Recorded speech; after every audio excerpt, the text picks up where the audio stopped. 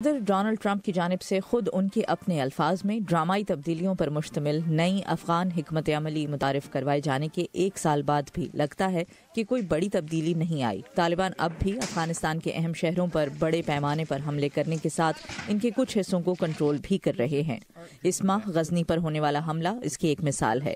تاہم اکثر ان شدت پسندوں کو فضائی حملوں کے ذریعے پیچھے دھکیل دیا جاتا ہے، لیکن اس سب کا نتیجہ اکثر تباہی، موت اور جلی ہوئی عمارتوں کی شکل میں ہی نکلتا ہے۔ امریکی حکام بڑھتے ہوئے تشدد کی خبروں کی اہمیت کو کم کرنے کی کوشش کے ساتھ اس بات پر زور دے رہے ہیں کہ امریکہ افغانستان میں کامیابی حاصل کر رہا ہے۔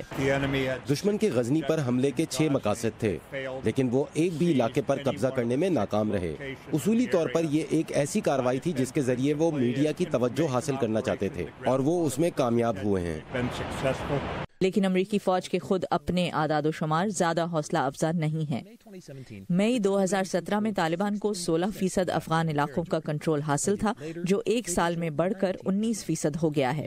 امریکی حکام کہتے ہیں کہ جنگ کی کامیابی کا بہتر پیمانہ علاقائی نہیں ہے، بلکہ وہاں بسنے والوں کے دل و دماغ پر کنٹرول حاصل کرنا ہے، لیکن ایسا بھی شاید نہیں ہو پا رہا۔ 1 سال پہلے شدت پسندوں نے افغانستان کی 9% آبادی پر قبضہ کر رکھا تھا۔ آج اس وقت یہ تعداد 12% ہے، اور تقریباً 1/4 افراد متنازع علاقوں میں رہ رہے ہیں، اور یہ سب ایک ایسی بمباری کی مہم کے باوجود ہو رہا ہے جس کی مثال نہیں ملتی۔ اس سال کے صرف 6 ماہ کے دورانیے میں ہی امریکی اتحادی افواج افغانستان پر ریکارڈ تعداد میں بم گرا چکی ہیں، لیکن محسوس ہوتا ہے کہ دوسری جانب امن کے لیے کوششیں بھی جاری ہیں، اور ساتھ ہی امریکہ اور طالبان کے درمیان 7 سالوں میں پہلی بار حال ہی میں براہ راست مذاکرات بھی ہوئے ہیں۔ ہم نے ممکنہ جنگ بندی اور مفاہمت کی بات چیت کے جانب پیش قدمی دیکھی ہے، لیکن جنوبی ایشیا کی حکمت عملی اور ان اقدامات کے درمیان تفریق کرنا مشکل ہے، کیونکہ وائٹ ہاؤس نے ہی اسے نافذ کیا ہے۔